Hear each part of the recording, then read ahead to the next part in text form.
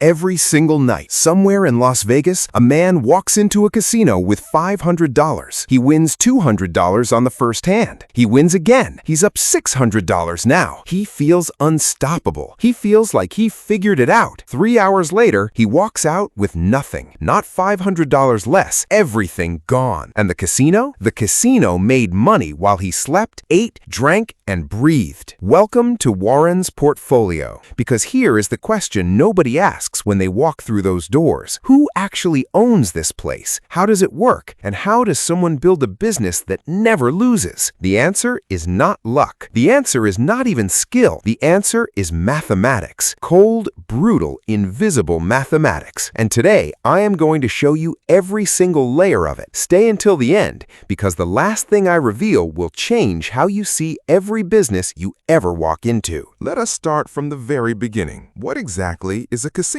On the surface, it looks like entertainment, lights, music, free drinks, beautiful people. But underneath all of that, it is a mathematically engineered money extraction machine. Every single element is designed with one purpose: keep your money inside this building. Now let us talk about how someone actually owns one. To open a commercial casino in the United States, you need a gaming license. Getting that license is not easy. Background checks that go back decades, financial audits, criminal history investigations, character references. In Nevada alone, the licensing process can take 12 to 18 months and cost over $500,000 just in application fees. Then comes the real money. A small casino floor costs between $10 million and $50 million to build. A full resort casino? We're talking $500 million to over $4 billion. The Wynn Las Vegas cost $2.7 billion to build. The Venetian cost over $1.5 billion. Bellagio, $1.6 billion. These are not businesses. These are financial fortresses. But here's the part that makes all of that investment make sense. The house always has an edge. Not sometimes, not usually, always. Let me explain what the house edge actually means. In roulette, there are 38 possible numbers the ball can land on. If you bet on a single number and win, the casino pays you 35 to 1. But there are 38 numbers, not 36. Those two extra slots, the 0 and 00, belong to the house. That means on every single spin, the casino has a 5.26% mathematical advantage. If 100 people each bet $100 on roulette, the casino statistically keeps $526. Not from skill, not from cheating, from math. On blackjack, the house edge is around 0.5% to 1% if you play perfectly. Most people do not play perfectly, so the real edge is closer to 2 to 3%. Slot machines, the house edge is 2% to 15% depending on the machine, and slot machines make up over 60% of most casino revenue. Now, here's the brilliant part. These percentages seem small, 0.5% here, 5% there, but multiply that by millions of bets per day. The MGM Grand in Las Vegas handles roughly $1 billion in bets every single month. At a 3% average house edge, that's $30 million in revenue every month from math alone. And this brings us to the concept that makes casinos truly extraordinary businesses. It's called the law of large numbers. The more bets that are placed, the more predictable the casino's profit becomes. On any single bet, the casino might lose. On any single night, a big winner might hurt them. But over thousands of bets, tens of thousands, millions, the math always wins.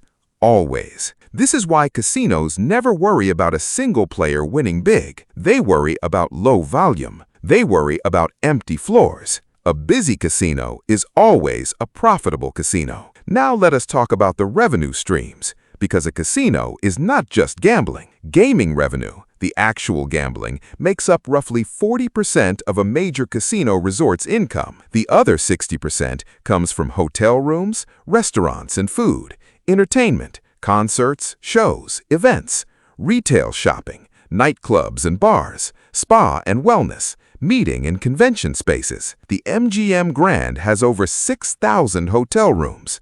The Venetian has over 7,000. These hotels charge premium prices because of their location and brand. A room that would cost $150 anywhere else costs $400 here, and people pay it gladly because the experience is designed to feel like a different world. The restaurants inside major casinos are Michelin-starred: Gordon Ramsay, Joël Robuchon, Wolfgang Puck. These are not amenities. These are revenue engines attached to the main building. And the entertainment? A single concert at a major casino venue can generate $5 million to $15 million in one night. Residencies by top artists lock in consistent weekly revenue for months. The casino business model is not gambling. The casino business model is use gambling to get people in the door and then monetize every second they're inside. But here is what most people do not see. The problems are enormous, and they are very specific. Problem 1. Regulatory risk. A casino operates under the most heavily regulated environment of any legal business in America. Every single machine must be tested and certified. Every dealer must be licensed. Every transaction over $10,000 must be reported to federal authorities. The Bank Secrecy Act, the Patriot Act, anti-money laundering laws. A single compliance failure can result in fines of millions of dollars or the loss of the gaming license entirely. In 2018, Wynn Resorts paid $20 million in fines to Nevada regulators. The reason? Failures in their compliance program. Problem 2. The volatility problem. Even with a mathematical edge, casinos experience massive short-term losses. This is called variance. A single high roller, called a whale in casino terminology, can win $20 million in one visit. This actually happens. In 2012, Australian billionaire Kerry Packer famously won $40 million from Las Vegas casinos in one trip. The house edge means nothing when a single player runs hot for 48 hours. Most casinos set credit limits on high rollers specifically to manage this risk. Problem 3. The debt structure. Building a casino requires extraordinary amounts of borrowed money. The interest payments on $2 billion in construction debt can exceed $100 million per year. That means the casino must generate $100 million per year just to service the debt, before paying a single employee, before buying a single card deck, before turning on a single light. Several iconic casinos have gone bankrupt specifically because of this. Donald Trump's casino empire filed for bankruptcy 4 times. The Revel Casino in Atlantic City cost $2.4 billion to build. It closed after just 26 months, losing $100 million before it ever broke even. Problem 4. The technology shift. Online gambling is exploding. In 2023, the U.S. online gambling market generated over $5.9 billion in revenue. That number is growing 25 to 30% every year. Physical casinos are watching their core business migrate to smartphones and laptops. The customer who used to drive 3 hours to Las Vegas now plays on their phone at home. This is an existential threat to the traditional casino model. Problem 5. The human cost. And this is the one the industry never puts in a press release. Problem gambling affects approximately 1 to 3% of the adult population. In the United States, that is 2 to 6 million people. Casinos make a disproportionate amount of their revenue from this group. Some studies suggest that 30% to 40% of casino revenue comes from problem gamblers. This creates a moral and reputational risk that is increasingly difficult to ignore. As regulators become more aggressive about responsible gambling laws, the business model faces pressure from an entirely different direction. So how do the successful casino operators navigate all of this? The answer is not luck. The answer is systems. Sophisticated, layered systems. Solution 1. Diversification beyond gambling. The casinos that thrive in 2024 and beyond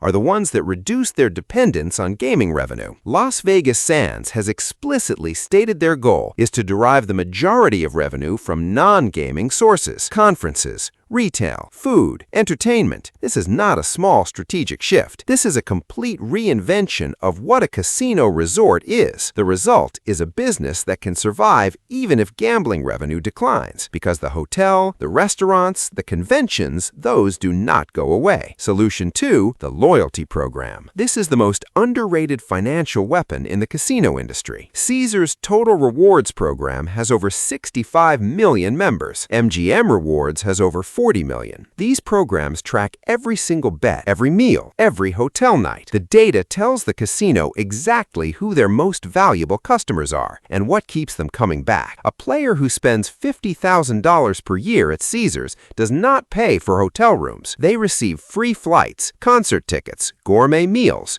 personal hosts. The casino spends $5,000 to retain a customer worth $50,000. That is a 10-to-1 return on customer acquisition. No other industry achieves this kind of relationship economics. Solution 3, the technology investment. Smart casino operators are not fighting online gambling. They are buying it. Caesars Entertainment owns the World Series of Poker and multiple online gambling platforms. MGM Resorts launched BetMGM, which is now one of the top 3 online gambling platforms in America. FanDuel, owned by Flutter Entertainment, generates billions in online revenue. The physical casino becomes the brand that drives trust and customer acquisition for the digital product. The two businesses feed each other. Solution 4, international expansion. The smartest operators realized decades ago that Las Vegas is just one market. Macau, China, is now the largest gambling market on Earth. Macau generates more gambling revenue than Las Vegas every single year by a significant margin. Las Vegas Sands generates over $5 billion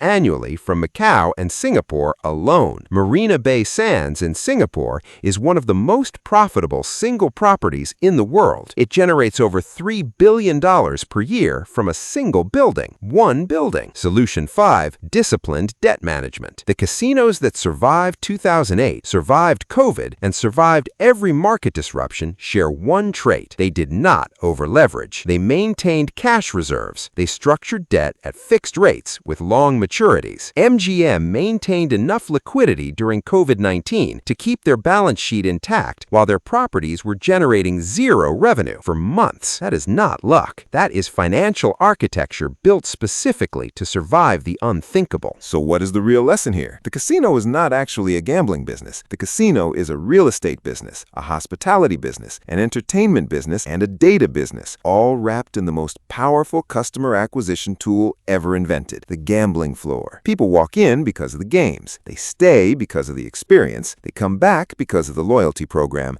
and the house collects on every single layer. This is what financial sophistication actually looks like. It is not about finding a loophole. It is not about getting lucky. It is about building systems where the math works in your favor at every level, in every condition, through every cycle. The casino owner does not gamble. The casino owner built the table. And when you own the table, you do not need to win any individual hand. You just need the game to keep going. This is how real wealth is built. Not by playing the game, by owning the game. Warren did not build a casino, but Warren studied every business that operates like one, where the product is irresistible, where the customer keeps coming back, where the math favors the house every single time. And if you want to see the next business that operates exactly like this, one that most people use every single day without realizing the house always wins, that breakdown is coming in the next video. Subscribe now, because understanding how money actually moves is the most valuable education you will never get in school. This is not personal finance. This is financial warfare. And the person who understands the table always wins more than the person just sitting at it.